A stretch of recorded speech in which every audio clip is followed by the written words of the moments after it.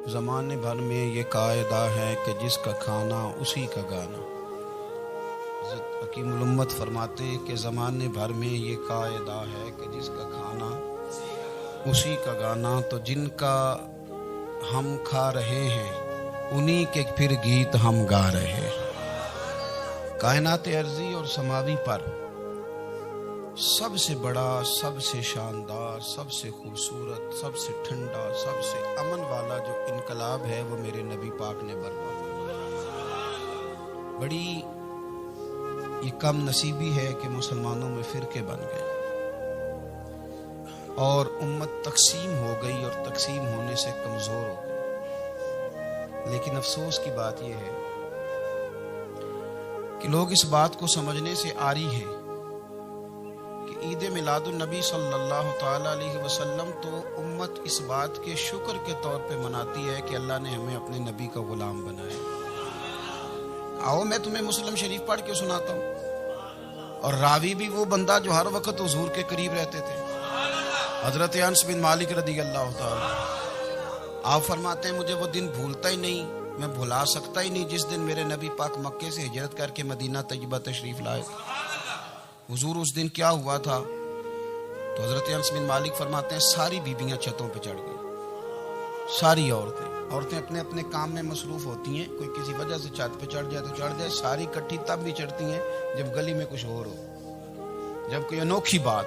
ساری بیبیاں چھتوں پہ چڑھ گئیں، بچے درختوں کے ساتھ چمٹ گئے، اور فرماتے ہیں کہ 70 کے قریب لوگ حضور کی سواری کے آگے تھے اور باقی سینکڑوں کی تعداد سے سواری کے پیچھے تھے، اور فرماتے ہیں یہ الگ منظر تھا۔ اور یہ مسلم شریف میں نعرہ موجود ہے، مسلم شریف میں یہ صحیح مسلم میں موجود ہے کہ جب حضور مدینے آ رہے تھے تو مدینے والے نعرہ لگاتے تھے یا محمدہ یا رسول اللہ، اور چلتے ہوئے لگا رہے تھے یا محمدہ یا رسول اللہ کا وہ نعرہ لگا رہے تھے۔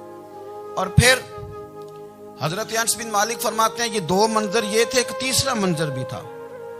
مدینہ شریف کے اندر کچھ قبیلے تھے، آج بھی ایسا ہونا نہیں چاہیے، یہ اسلام نہ صرف اس کو ناپسند کرتا ہے بلکہ اس کی تردید کرتا ہے۔ چھوٹی برادری بڑی برادری آج بھی تقسیم ہے، نہیں ہونی چاہیے۔ عرب کے اندر بھی تقسیم تھی، کچھ قبیلوں کو چھوٹا جانتے تھے، کچھ کو بڑا جانتے تھے۔ ایک قبیلہ تھا بڑا قبیلہ، بنو نجار کا، چودھریوں کا قبیلہ، سیٹھوں نوابوں کا قبیلہ، بڑے لوگوں کا قبیلہ۔ اس قبیلے کی بیٹیاں ایک کونے میں دف لے کے بیٹھ گئی۔ نبی پاک صلی اللہ تعالی علیہ وآلہ وسلم کے غلاموں بات کو سمجھے۔ ایک منظر یہ کہ عورتیں چھتوں پہ، آج ہم منع کریں گے کیونکہ یہ پردے کی آیتیں نازل ہونے سے پہلے کی بات ہے، اب آیتیں آ گئیں، اب ہم یہ اجازت نہیں دیتے۔ عورتیں چھتوں پہ چڑھ گئیں، مرد گلیوں میں نعرے لگانے لگے، اور بنو نجار قبیلے کی بیٹیاں، چھوٹی بچیاں وہ ایک کونے میں دف لے کے بیٹھ گئیں اور وہ پڑھنے لگی طلع البدر علیہ۔ اب تو میلاد غریبوں میں رہ گیا، ہمارے یہاں فیشن ہو گیا، جب حالات خراب ہوتے ہیں تو لوگ برکت کے لیے میلاد کراتے ہیں، اور جب امیر ہو جاتے ہیں پھر انہیں میلاد کے جائز ہونے کی دلیل ہی کوئی نہیں ملتی، پھر وہ یہ فیشن ہے۔ بندہ تھوڑا سا پڑھ جائے نا دو چار چیزیں تو ہر چیز کو غلط کہنا اس کی طبیعت ہوتی ہے۔ پھر یہ فیشن ہے کہ میری سوسائٹی نہیں ہو گئی، کتابیں نہیں ہو گئی، فرنیچر نیا ہو گیا، دوست نئے ہو گئے، تو مذہب وہی پرانا۔ ہوئے کوئی ترقی کرنی چاہیے، وہ ترقی کرتے ہیں بیچارے، اور جن کی پیچھے 10 نسلیں اور 50 نسلیں میلاد مناتی آنے کو اتنی دلیل کوئی نہیں ملی، سبحان اللہ۔ جن کی دادی وضو کر کے کھیر پکاتی تھی 11ویں کی، جب امیر ہو جاتے ہیں تو انہیں 11ویں پکانے کی دلیل ہی نہیں ملتی۔ اب آپ امیر ہو گئے میرے بھائی، آپ کا فیشن ہے، یہ طبیعت کا حصہ ہے۔ آپ چاہتے ہیں کہ میں وہ کام کروں جو درویش لوگ، سادے لوگ نہیں کرتے۔ تم اپنے معاملات کو بچانے کے لیے نعرے لگاؤ تو تمہارے پاس ساری دلیلیں ہیں، لیکن یہ تمہارا نصیبہ ہے کہ تم جھوٹوں کے نعرے لگاتے ہو، لیکن یہ غریبوں کا نصیبہ ہے کہ میلاد والے رسول کا نعرہ لگا، یہ غریب کا حصہ ہے۔ لیکن وہ بنو نجار کی بچیاں غریب نہیں، امیر گھرانے سے تھیں۔ انہوں نے جو بات کی اس کو حفیظ جلندری نے لکھا۔ مرحوم کہنے لگے کہ وہ ننھی بچیاں، چھوٹی بچیاں تھیں، کہتے وہ ننھی بچیاں وہاں بیٹھ کر دف بجاتی تھیں اور رسول پاک کی جانب اشارے کر کے گاتی تھیں اور لوگوں سے کہتی تھی کہ یہ کو ہمارا پیشہ نہیں دف بجانا، ہم تو چودھریوں کی بیٹیاں ہیں، ہم تو بڑے خاندان سے ہیں۔ وہ ننھی بچیاں جو بیٹھ کر وہاں دف بجاتی تھیں، رسول پاک کی جانب اشارے کر کے گاتی تھیں اور کہتی تھی ہم ہیں بچیاں نجار کے عالی گھرانے کی، خوشی ہے آمنہ کے لال کے تشریف لانے، ہمیں بڑی خوشی ہے آمنہ کے لال کے، خوشی ہے آمنہ کے لال کے، خوشی ہے آمنہ کے لال کے، ہمیں خوشی ہے آمنہ کے لال کے تشریف، خوشی ہے بس آمنہ کے لال کے تشریف۔ نبی پاک صلی اللہ تعالیٰ علیہ وآلہ وسلم سے امت کا جذباتی رشتہ ہے۔ یہ پہلے دن سے ہی ابو جہل کب منع کرتا تھا کسی مسلمان کو کہ خانہ کعبہ میں نماز نہ پڑھو، کہتا پڑھو۔ حضرت صہیب ابن سنان رومی سے اس نے کہا کہ آپ اپنے طریقے کے مطابق، مسلمانوں کے طریقے کے مطابق کعبے کے اندر نماز پڑھیں، جو مرضی کریں۔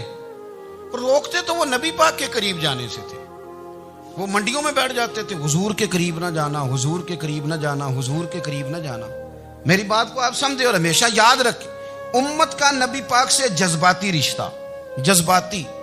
یہ جو رسول اللہ کی امت ہے یہ گناہگار ہو سکتی ہے پر اپنے نبی کی غدار نہیں ہوتی۔ میں آپ کو صحیح کہہ رہا ہوں، میرے کلین شیو نوجوان کے کان میں آپ جا کے کہیں نبی پاک، چاہے اس نے نماز نہ پڑھی ہو، چاہے اس نے داڑھی نہ رکھی ہو، آپ حضور کا نام لیں، اس کے رونگٹے کھڑے ہو جاتے ہیں، اس کی طبیعت، اس کا دل دھک دھک کرتا ہے، اس کی ایک ایک روح سے محمد محمد کی آوازیں نکلتی۔ یہ فیض ہے رسول پاک کا اور یہ کرم ہے اللہ کا اس امت کے ساتھ۔ امیر ملت پیر جماعت علی شاہ صاحب محدث علی پوری فرماتے ہیں ایک جگہ ہندوؤں کا جلسہ تھا، ہندو پنڈت تقریر کر رہا تھا، اس نے نبی پاک صلی اللہ علیہ وسلم کی شان میں معاذ اللہ کو بے ادبی کر دی۔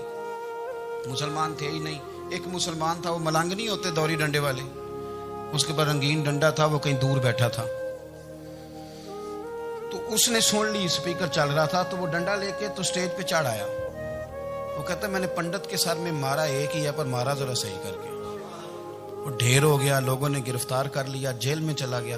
پیر صاحب کہتے ہیں میں ملنے گیا، بندے کو بسم اللہ بھی سیدھی نہیں پڑھنی آتی، سورۃ اخلاص بھی ٹھیک نہیں آتی، ربنا آتی نہ دعا نہیں کر سکتا، ملنگ ہے۔ میں ملنے گیا اور میں نے کہا یار نہ تو نماز پڑھے، نہ داڑھی رکھے، نہ تو مسجد جائے، پر تو نے کمال کر دی۔ تو کہتے ہیں پیر صاحب چھم چھم رویا اور پنجابی میں کہنے لگا پیر صاحب میں گناہگار ہاں پر اپنے نبی دا غدار تے نہیں نا۔ یہ گناہگار اور غدار میں فرق ہوتا ہے، میں گناہگار ہوں پر یہ تو نہیں نا کسی کی ضرورت کہ میرے سامنے میرے نبی کے بارے میں بات کر جائے اور ساڈی اچھی تے سچی سرکار نو گل کر جائے۔ یہ بات آپ سمجھیں، دشمن احمد پہ شدت کیجئے، ملحدوں سے کیا مروت کیجئے، شرک ٹھہرے جس میں تعظیم رسول، اس برے مذہب پہ لعنت کیجئے، اور مثل فارض زلزلے ہوں نجد میں ذکر آیات ولادت کیجئے اور یا رسول اللہ کی کثرت کیجئے۔ نبی پاک کا پیار امت کے لیے سرمایہ حیات ہے۔ رسول پاک کے ساتھ امت کا والہانہ رشتہ ہے۔ نبی پاک کے ساتھ والے حضرت خبیب کو گرفتار کر لیا مکے والوں نے، اس وقت غربت تھی اسلام پر، مکے میں سارے لوگ کٹھے ہو گئے اور چوک میں پھانسی دینے لگے حضرت خبیب کو۔ کہنا آسان ہے، کرنا بڑا مشکل ہے، بندہ جیل میں الجھ جائے تو میں نے بڑے بڑے سیانے لوگ معافیاں مانگتے دیکھے، بڑے بڑے لوگ کہتے دیکھے ہیں کہ یہ کام بڑا، قید تنہائی بذات خود ایک مصیبت ہے۔ آپ کو اکیلا رہنا پڑ جائے نا، یہ لاک ڈاؤن ہوا ہے تو لوگ نفسیاتی مریض بن گئے، اکیلے رہنا، تنہا رہنا کوئی چھوٹا کام ہے۔ حضرت خبیب اکیلے اور مکے کا دور اور چاروں جانب کافر، اور چوک میں جب پھانسی پہ لٹکایا جانے لگا تو ابو سفیان بولے اور بول کے کہنے لگے یار بندہ کوئی کام کر کے بڑا پچھتاتا بھی ہے، یار نتیجہ کیا نکلا؟ تو معاذ اللہ آپ کا بھی نتیجہ تو پھانسی ہے، تو آپ کا کیا خیال ہے؟ یہ آپ یقین کریں کہ لوگ صحیح صحیح ساتھ چلتے ہیں، تھوڑی سی دشواری اٹھانی پڑ جائے تو کہتے ہیں میں گاڑی ٹھیک تھا، پر انہی پتھروں پہ چل کے اگر آ سکو تو آؤ، میرے گھر کے راستے میں کوئی کہکشاں نہیں ہے۔ لوگ نا میٹھا میٹھا کھانا چاہتے ہیں، تھوڑا کڑوا آ جائے تو مصیبت بن جاتی، کہتے ہیں سارے فلانے سے پیار کریں گے تو میں کروں گا، سارے مخالفت بھی کریں گے تو ہم انشاءاللہ پیار ہی کریں گے۔ یہ کیا بات ہوئی کہ ہم زمانے کا رنگ دیکھ کے چلیں گے؟ اب بعض لوگ پچھتا رہے ہوتے ہیں، حضرت خبیب سے کہا، ابو سفیان نے ابھی کلمہ نہیں پڑھتے تھے، کہنے لگے تو اس وقت پھانسی پہ لٹک رہا ہے اور تیرے نبی مدینے میں اور آرام میں، اور ان کے صحابہ آرام میں، اہل بیت گھر میں، تیرے ذہن میں اگر اس وقت یہ بات ہو کہ اس وقت تیری جگہ پہ وہ ہوتے معاذ اللہ، تو پھر کیا ہوتا؟ مجمع غیروں کا، علاقہ غیروں کا، یہ ٹائم آیا تھا اب نعرہ رسالت لگانے کا، اب ٹائم آیا حضرت خبیب نے نعرہ رسالت لگانا ہے، پر لگانا کس طرح ہے کہ کافر یاد رکھیں۔ حضرت خبیب سے کہنے لگے اگر تیری جگہ حضور ہوتے تو پھر تیرا کیا خیال ہے معاذ اللہ؟ تو حضرت خبیب کہنے لگے تم ابھی بھی نہیں سمجھے؟ ٹھیک ہے میں مکے میں اکیلا ہوں، سارے لوگ مدینے میں ہیں، پر میں پچھتا نہیں رہا، میں تو فخر کر رہا ہوں، میں فخر کر رہا ہوں اس لیے کہ چوری کر کے جان نہیں دے رہا، مدینے والے کی عزت پہ جان دے رہا ہوں، میں فخر کر رہا ہوں۔ فرمایا سن، تو کہتا ہے تیری جگہ حضور ہوتے اور تم انہیں یہاں معاذ اللہ پھانسی پہ لٹکاتے۔ فرمایا سن، میں تو یہ بھی پسند نہیں کرتا کہ میں گھر میں بیٹھا ہوں اور میرے نبی کو ہلکا سا کانٹا بھی چبھ جائے، ہمارا اپنے نبی سے محبت کا رشتہ ہے، ایک کانٹا بھی حضور کے قدم مبارک میں چبھے ہمیں برداشت۔ مجمع ان کا تھا، نعرے لگ رہے تھے، ہم نے مسلمان پکڑ لیا، لیکن حضرت خبیب نے اکیلے، اللہ کرے آپ کو میری بات کی سمجھ آئے، اللہ کرے آپ کو سمجھ آئے، اکیلے جب پھانسی کے تختے کے قریب نعرہ لگایا نا کہ میں تو کانٹا بھی نہیں چبھنے دوں گا اپنے نبی کو، اب سارے ہار گئے۔ اب اس ایک جملے نے نا ان کو شکست خوردہ کر دی، اب بول کچھ نہیں سکتے تھے، گردنیں جھک گئیں، اور جب سناٹا چھایا تو ابو سفیان ساتھ والے سے کہنے لگا باقی ساری باتیں اپنی جگہ پر ہیں، پر اصحاب محمد سے پیار تو بڑا ہی کرتے ہیں نا، اور وہ کچا رنگ للاری والا جیڑا چڑھ دا تے لیندا رہندا، اے عشق تیرے دا رنگ محمد چڑھ جائے پھر نہیں لیندا۔ کہا یار پیار تو یہ کرتے ہیں نا، اس میں کوئی شک والی بات؟ اس پیار سے کافر ڈرتا ہے۔ نبی پاک کے ساتھ جذباتی وابستگی، حضور کے ساتھ غلاموں کا جذباتی رشتہ، اور نبی پاک صلی اللہ تعالی علیہ وسلم کی آمد پر تشکر کے جذبات۔ امام رازی نے لکھا ہے کہ حضرت موسیٰ کلیم اللہ علیہ السلام نے تورات کی تختیوں کے اندر ایک امت کا ذکر پڑھا کہ جو امت گناہ کا ارادہ کرے گی تو گناہ لکھا نہیں جائے گا جب تک کر نہ لے، اور نیکی کا ارادہ کرے گی تو رب ان کی نیکی لکھ دے گا، اور جب وہ کر لے گی تو اللہ 10 گنا اجر عطا کرے گا، اور وہ ایسی امت ہوگی کہ جن کے چہرے قیامت کے دن نور کی طرح چمکیں گے، اور وہ امت ہوگی جن کی اللہ تعالیٰ زمین ساری پاک فرما دے گا، جہاں نماز پڑھیں گے نماز ہو جائے گی۔ یہ تذکرے پڑھ کے تو حضرت موسیٰ کلیم عرض کرنے لگے اللہ یہ امت میری بنا دے، تو رب کریم نے فرمایا کہ موسیٰ نہیں، یہ تو میرے محبوب کی امت ہے، فرمایا یہ تو میرے نبی پاک کی امت، حضور کی امت۔ اللہ اکبر۔ حضرت موسیٰ معمولی آدمی نہیں، وہ جلیل القدر پیغمبر ہیں جن کا قرآن کے ہر سپارے میں تذکرہ ہے، کہیں واضح طور پہ کہیں اشارتاً، ہر پارے میں۔ اور حضرت موسیٰ اللہ کے وہ نبی ہیں جو رب سے ڈائریکٹ باتیں کریں کوہ طور۔ کہا اے موسیٰ یہ امت تو میرے نبی کی ہے، تو حضرت موسیٰ علیہ السلام عرض کرتے ہیں، امام رازی نے لکھا ہے، کہتے ہیں اے اللہ پھر مجھے اپنی نبی کی امت میں شامل کر۔ او یار ہمیں لوگ کہتے ہیں میلاد نہ مناؤ، جس امت میں آنے کے لیے حضرت موسیٰ نے دعا مانگی، جس محبوب کی غلامی کے لیے، ہمیں تو دعا بھی کوئی نہیں مانگنی پڑی، اللہ نے فضل سے ہی مدینے والے کا غلام بنا دیا۔ تو ہم حضور کے تذکرے نہ کریں، ہم تشکر نہ کریں، ہم نبی پاک صلی اللہ تعالی وسلم کی نعت نہ پڑھیں، ہم حضور کے آنے پر جشن کا اظہار نہ کریں، ہر وہ جائز طریقہ جس سے اظہار خوشی ہو سکے وہ میلاد پہ کرنا چاہیے، اور اس کے لیے اسباب بنانے چاہیے۔ امت کا ایک جذباتی انداز ہونا چاہیے نبی پاک کے ساتھ، ایک وارفتگی، ایک ذوق، ایک طبیعت کے اندر وجدان۔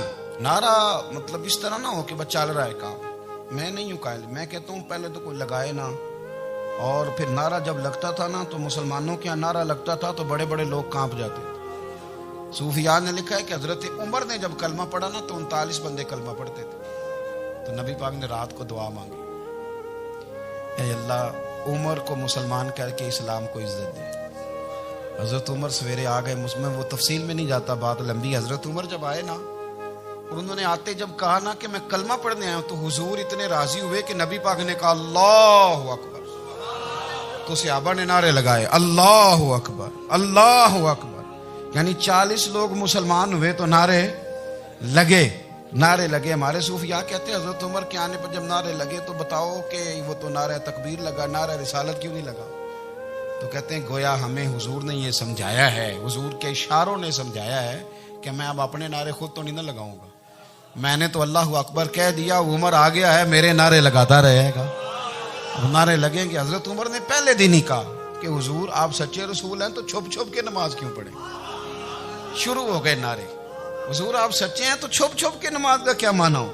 تو حضور نے فرمایا تیرا کیا ارادہ؟ عرض کی حضور سارے نہیں، ایک میں ایک امیر حمزہ، ایک لائن کے آگے وہ لگ جائے، ایک کے آگے میں لگ جاؤں، اور باقی مسلمان جتنے ہیں کل 40 تھے، پیچھے 18 19 بچیں گے، ایک لائن میں وہ ہو جائیں، ایک میں آگے ایک میں امیر حمزہ ہو، ایک میں ہوں، تو دیکھ لیتے ہیں یہ ہمیں نماز کیسے نہیں پڑھنے دیتے۔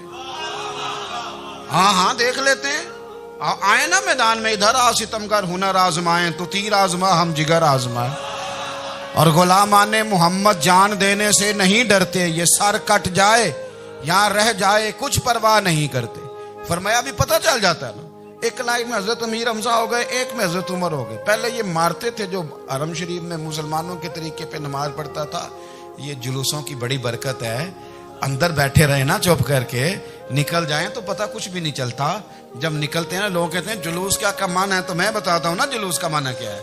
حضرت عمر نے باہر نکلے 2 لائنوں کا جلوس، لمبا بھی کوئی نہیں، بندے بھی 40، اور جناب فاروق اعظم باہر نکلے تو عمر کا نعرہ، عمر کا، حضرت عمر نے یوں کر کے آستینیں بازو کی چڑھا لی، اور اپنے گلے میں جو ان کے رومال تھا نا اس کو یوں سینے پہ باندھا، اور اس ہاتھ میں تلوار تھی تو یوں کر کے باہر لہرائی، کہنے لگے او مکے کے کافرو ادھر آؤ میرے سامنے، جس نے اپنی بیوی بیوہ کرانی ہو، جس نے بچے یتیم کرانے ہوں، وہ آئے میدان میں، مصطفیٰ کے غلام آج سڑکوں پہ نکل آئے میدان میں ہمارے سامنے ہمارا مقابلہ کرے، آئے نا میدان میں، ہم نکلے ہیں، اب ہم یہاں کعبے میں اعلانیہ نماز پڑھیں گے، ہم پڑھیں گے، طاقت ہے تو آؤ نا ہمارا مقابلہ کرو، آؤ۔ کفر بذات خود بہت بڑا جھوٹ ہے، اور جھوٹ کے پیر، بس 2 بندے نکلے تلواریں لے کے آگے تو پھر حضرت عمر نے اعلانیہ نماز پڑھوائی خانہ کعبہ۔ تو میرے بھائی رسول اللہ صلی اللہ علیہ وسلم کے غلام تو جب نعرہ لگاتے تھے تو ہو ہی کمال جاتا تھا۔ پھر بریلی کے امام بولے، کہنے لگے پیش حق مجدہ شفاعت کا سناتے جائیں، حضور قیامت کے دن آگے نا ہمارے آگے خوشخبری دیں گے، کہیں گے تم فکر نہ کرو، آ جاؤ میں تمہیں بخشواتا ہوں، میں تمہاری سفارش، آ جاؤ پیچھے۔ حضور نہ پیش حق مجدہ شفاعت کا سناتے جائیں گے۔ یقین کریں بریلی کے امام کو بھی بڑا ہی رنگ آتا ہے بیان کرنے کا، کہنے لگے آپ روتے جائیں گے، اللہ کو منانا ہے نا حضور نے، کہتے ہیں پیش حق مجدہ شفاعت کا سناتے جائیں گے، آپ روتے جائیں گے پر ہم کو ہنساتے جائیں گے، باغ جنت میں محمد مسکراتے جائیں گے، پھول رحمت کے گریں گے ہم اٹھاتے جائیں گے، اور حشر میں ہوگا ہمارا داخلہ اس شان سے ہم یا رسول اللہ کا نعرہ لگاتے جائیں، ہم یا رسول اللہ کا نعرہ۔ امام راضی کہتے ہیں حضور نے ایک رکا پکڑا چھوٹا سا، ایک بندے کو لوگ دوزخ میں لے کے جا رہے ہیں۔ اچھا مجھے ایک بات بتاؤ، فیصلہ پہلے ہو گیا ہے، اللہ کے سامنے ہوا ہے، اور فیصلہ ہو گیا اور طے ہو گیا کہ دوزخ میں جانا ہے، وہ قریب پہنچ گئے دوزخ کے، تو حضور نے دیکھ لیا، اور بتایا کس نے؟ حضرت آدم نے۔ حضرت آدم کہنے لگے حضور وہ آپ کے غلام کو دوزخ میں لے جا رہے۔ نبی پاک آگے گئے، کیا پڑھتے ہیں ہمارے بھائی؟ حضور نے مجھے ان سے چھڑا کے چھوڑ دیا۔ نبی پاک صلی اللہ علیہ وسلم آگے گئے، فرمایا ادھر آؤ، کہاں لے کے جا رہے ہو؟ اللہ کے سامنے فیصلہ ہوا ہے نا، فرشتوں نے کیا ہے نا، فرشتے کو کسی سے بددیانتی تو نہیں نہ کرتے، فرشتوں نے جو کیا ٹھیک کیا ہے نا، کیوں لے کے جا رہے ہو؟ سونے گناہ زیادہ ہیں، نیکیاں تھوڑی ہیں، فرمایا میرے سامنے تو نہیں۔ کسی فرشتے نے نہیں کہا کہ سونے معاذ اللہ ہم کو بے ایمان ہے، ہماری کوئی اس سے زید چل ساڈا کو بننا سان جائے دے نال، بھائی میرا مطلب ہے صحیح تول ہے، فیصلہ ہے، فرمایا دوبارہ تولو۔ گویا رب بھی فرماتا ہے جیسے میرا محبوب کہتا ہے ویسے ہی کرو، اور کوئی نہیں دوبارہ تول لو، کوئی حرج نہیں، تولو نہ دوبارہ۔ فرشتے دوبارہ آئیں گے، انہوں نے دوبارہ تولا، ایک پلڑے میں نیکیاں ایک پلڑے میں گناہ۔ اب وہ گناہ پھر زیادہ نکلے تو نبی پاک نے نا جیب سے اتنا سا روکا نکالا، روکے کا بھی کوئی وزن ہوتا ہے، وہ حضور نے نیکیوں کے پلڑے میں رکھ دیا، نیکیاں بڑھ گئیں۔ فرشتے بھی چپ کر گئے. چلو بھائی جنت میں.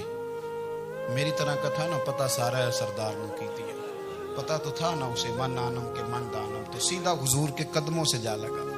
کہنے لگا سونیا میں تو ساری زندگی گناہ کرتا رہا, یہ کون سی نیکی ہے؟ تو حضور فرمانے لگے چپ کر, جنت کا دروازہ کھول گیا.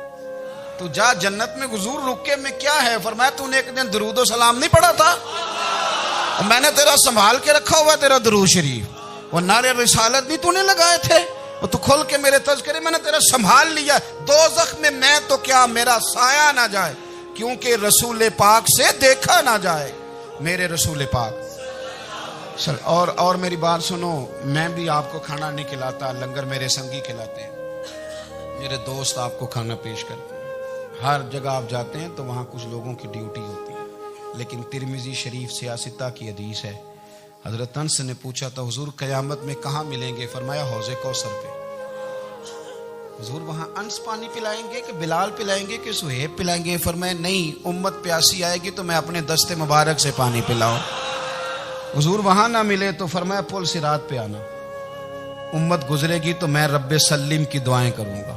تو اعلیٰ حضرت فرماتے ہیں جب حضور دعا کر رہے ہیں تو ڈرنے کی ضرورت کیا ہے؟ خدا کی رضا چاہتے ہیں دو عالم, خدا چاہتا ہے رضائے محمد, رضا اب پل سے وجد کرتے گزری کہ ہے رب سلم دعائے محمد صلی اللہ ہو. تو حضور وہاں ملاقات نہ ہوئی تو پھر اس حدیث کو بھی یہ حدیث مضبوط کر دے گی. حضور فرمانے لگے پھر میزان عمل پہ آ جانا, امت کے عمل تول رہے ہوں گے اور میں کامیابی کی دعائیں مانگ رہا ہوں گا. تو جس کے لیے حضور دعا مانگیں گے ناکام ہوگا. اپنے بچوں کو حضور کی محبت سکھائیں, نبی پاک صلی اللہ علیہ وسلم کی غلامی کریں. آپ کا رشتہ نبی پاک کے ساتھ مضبوط ہونا چاہیے, آپ کے تعلقات حضور کے ساتھ مضبوط ہونے چاہیے. اور آپ نے دائیں بائیں نہیں دیکھنا کہ پراپوگنڈا کیا ہے, لوگ کیا کہہ رہے ہیں. لوگوں کو دیکھ کے جو لوگ رستہ بناتے ہیں وہ پیچھے رہ جاتے ہیں. آپ نے یہ دیکھنا ہے کہ میرا حضور سے نسبت کا تعلق مضبوط ہے,